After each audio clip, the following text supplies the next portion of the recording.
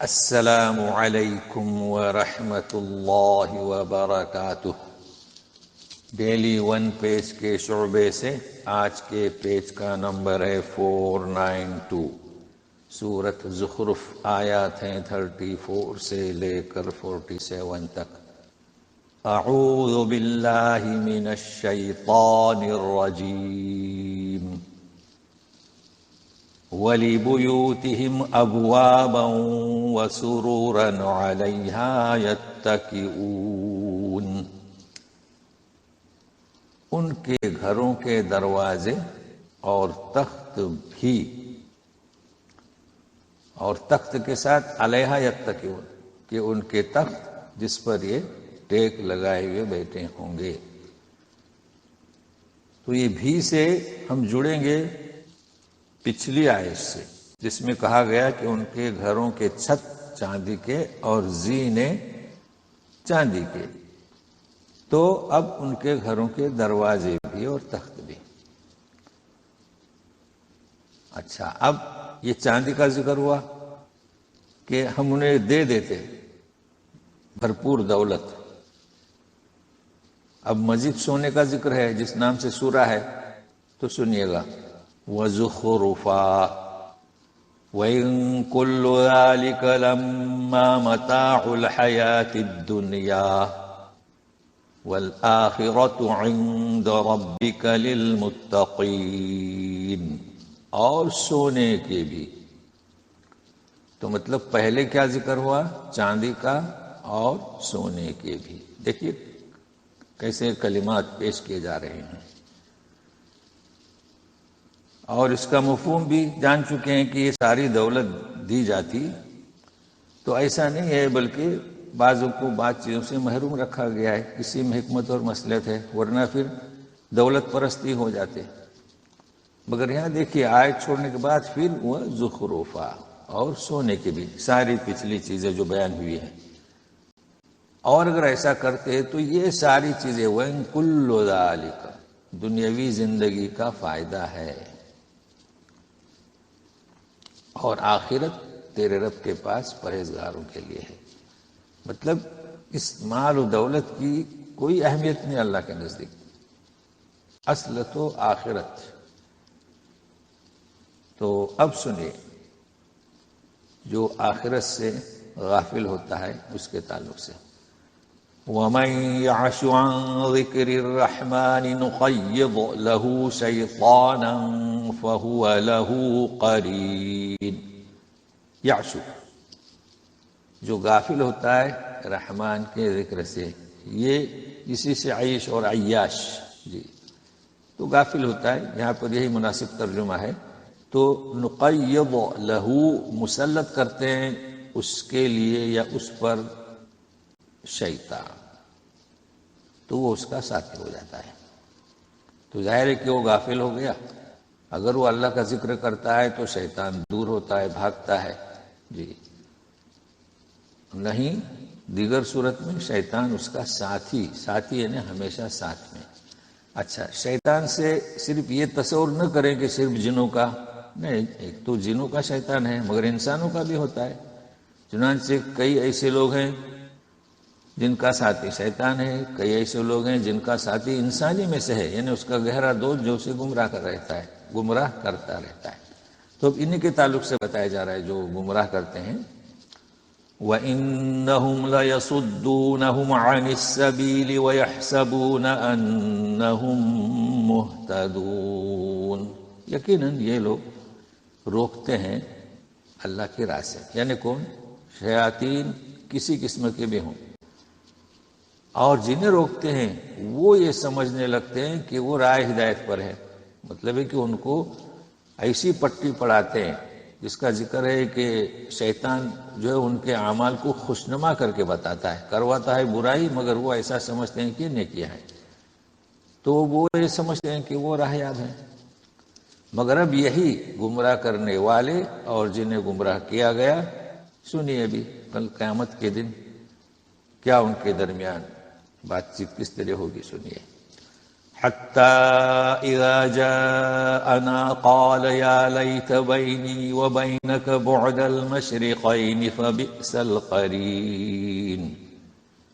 اب یہاں مفرد کا صیغہ ہے، جب آئے گا ہمارے پاس، آ گیا، اب دیکھے گا ان احوال کو اور ان کی ناکامیابی کو، تو کیا کہ کاش کہ میرے اور تیرے درمیان، یہ کس کے درمیان، کس سے مراد کیا، یہ قرین شیطان جس نے اسے گمراہ کیا، کہے گا کہ کاش کہ میرے تیرے درمیان اتنی دوری ہوتی جیسے دو مشرقوں سے مراد کیا، مشرق اور مغرب۔ اب یہ اسے دو مشرقوں کیوں کہا گیا؟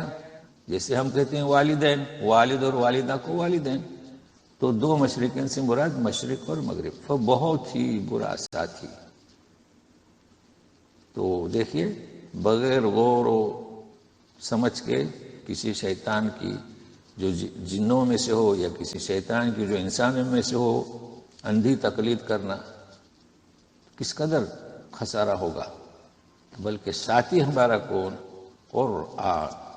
اچھا، مزید انہیں کے بارے میں سنیے، وَلَن يَنفَعَكُمُ الْيَوْمَ إِذ ظَّلَمْتُمْ أَنَّكُمْ فِي الْعَذَابِ مُشْتَرِكُونَ۔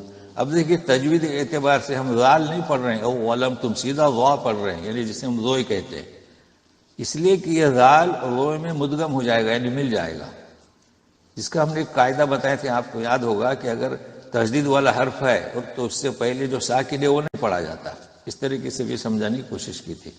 تو ہرگز تمہیں آج نفع نہیں دے گا، فائدہ نہیں ہوگا، کیوں؟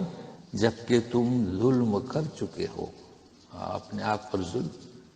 اب کیا ہوگا؟ فی العذاب مشترکون، انکم، اب تم عذاب میں شریک، مشترکون، جس نے گمراہ کیا وہ بھی اور جو گمراہ ہوا وہ بھی، جو کہہ رہا تھا کہ تمہارے درمیان دوری ہوتی، تو دوری نہیں، ایک ساتھ۔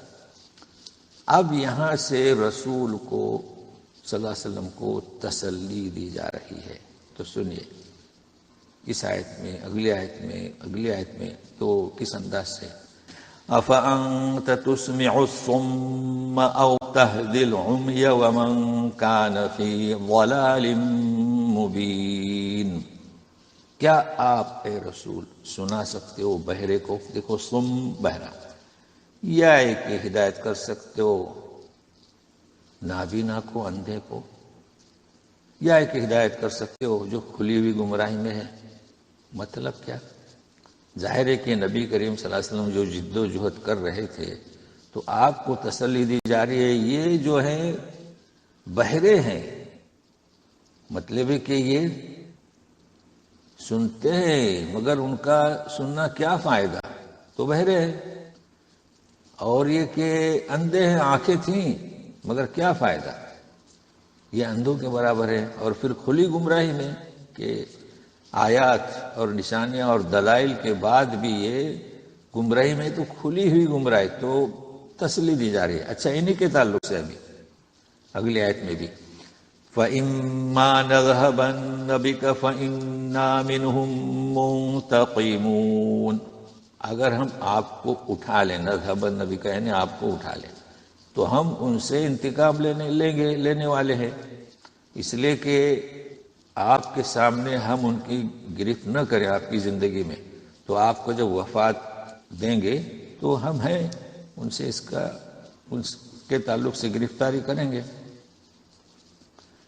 لیکن ایک دوسری شکل، او نرینک، اب دیکھیں یہاں او ہے، او نہیں ہے، کیونکہ او اور او میں فرق ہے، او یعنی یا، تو اس کو نوٹ کر لیں، اور کبھی کبھی آتا ہے او یعنی اظہار تعجب، او نرینک الذی وعدناہم فإنا علیہم مقتدرون، مطلب ہے کہ ہم آپ کے بعد انتقام لیں گے، یا آپ کی زندگی میں ہم آپ کو دکھائیں گے جو ہم نے ان سے وعدہ کیا ہے، اس کا، گرفت کا، اور ہم اس پر قادر ہیں۔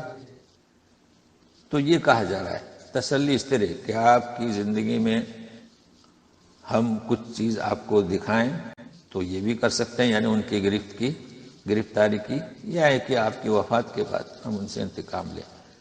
آپ کو کیا کرنا ہے، اگرچہ کہ یہ لوگ قرآن کو جھوٹا کہیں، آپ کو جھوٹا کہیں، ذکر کو جھوٹا کہیں، آپ ایسا کریں، آپ تھامے رہیں۔ تو سنیے، فَاسْتَمْسِكْ بِالَّذِي أُوحِيَ إِلَيْكَ إِنَّكَ عَلَى صِرَاطٍ مُسْتَقِيمٍ۔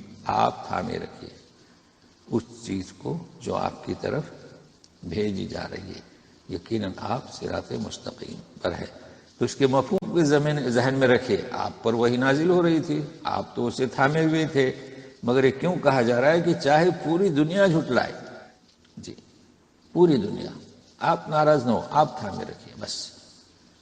اب یہ جو وحی نازل ہو رہی ہے، یہ کتاب ہے، یہ ذکر ہے، تو اس کے تعلق سے یہ ہے تو ویسے عام طور پر ہر ایک کو، مگر خاص طور پر قریش کو، تو اس کا مفہوم سمجھ میں آئے گا۔ وَإِنَّهُ لَذِكْرٌ لَكَ وَلِقَوْمِكَ وَسَوْفَ تُسْأَلُونَ۔ دیکھیے، یقیناً یہ نصیحت ہے، ذکر ہے تیرے لیے اور تیری قوم کے لیے۔ یہ قوم کون؟ قریش، کفار مکہ۔ اور ان قریب تم سے پوچھا جائے گا۔ اب اس ذکر کے بارے میں، قرآن کے بارے میں، اور یہ کہ کس کے لیے، عموماً تو سارے انسانوں کے لیے ہے، مگر یہاں پر چونکہ رسول آیا انہی کی قوم سے، یعنی مکہ والوں کی بات ہو رہی ہے، اہل مکہ کی، اور انہی کی زبان سے، اس لیے تاکیداً کہا جا رہا ہے کہ تم سے ضرور پوچھا جائے گا۔ باقی ظاہر ہے کہ جو حامل قرآن ہے ان سے بھی پوچھا جائے گا، تو یہ انداز ہے قرآن شریف کا، خاص طور پر قریش سے، یہ پہلے مخاطبین، زبان بھی ان کی، رسول بھی انہی میں کا، تو وَسَوْفَ تُسْأَلُونَ، اور ظاہر ہے کہ رسول سے بھی کہا جا رہا ہے، وَإِنَّهُ لَذِكْرٌ لَكَ وَاسْأَلْ مَنْ أَرْسَلْنَا مِنْ قَبْلِكَ مِنْ رُسُلِنَا أَجْعَلْنَا مِنْ دُونِ الرَّحْمَنِ آلِهَةً يُعْبَدُونَ۔ اے رسول، آپ پوچھئے ان رسولوں سے جو آپ سے پہلے ہم نے بھیجے کہ کیا ہم نے رحمان کے سوا معبود بنائے ہیں جن کی پوجا کی جائے؟ دیکھو، آلہہ جمع کا صیغہ ہے، ایک ہوتا ہے الہ، ہمارا معبود برحق، تو کیا ہم نے ایسا پوچھئے ان سے؟ اب یہاں سوال یہ آتا ہے کہ رسول سے کہا جا رہا ہے کہ ان سے پوچھئے، یعنی کن سے پوچھئے؟ من ارسلنا من قبلک، جو آپ سے پہلے رسول بھیجے گئے ہیں ان سے پوچھئے۔ تو اس کے دو مفہوم محققین نے بتائے۔ ایک مفہوم یہ کہ آپ رسول سے کیسے پوچھیں گے، تو ان کی قوم سے پوچھئے، یہودیوں سے پوچھئے، نصارہ سے پوچھئے۔ اور ایک یہ بھی مفہوم بتایا گیا ہے، اور ایسے مفہوم کی گنجائش ہے کہ معراج سے پہلے یہ کہا گیا تھا کہ جب آپ نبیوں سے ملیں گے تو پوچھئے، چونکہ آپ نے سارے نبیوں کی امامت کی ہے۔ تو یہ محققین کے ترجمے ہیں، آپ کے سامنے ہم نے پیش کر دیے۔ وَلَقَدْ أَرْسَلْنَا مُوسَى بِآيَاتِنَا إِلَى فِرْعَوْنَ وَمَلَئِهِ فَقَالَ إِنِّي رَسُولُ رَبِّ الْعَالَمِينَ۔ تجوید بھی اعتبار سے وَمَلَئِهِ، حمزہ کے بعد یعنی یہ پڑھی نہیں جائے گی۔ اور ہم نے بھیجا موسیٰ علیہ السلام کو ہماری نشانیاں لے کر فرعون اور اس کے درباریوں کی طرف۔ تو موسیٰ علیہ السلام نے کیا فرمایا کہ میں سارے جہاں کے رب کا رسول ہوں، یہ انہوں نے وہاں اعلان کیا۔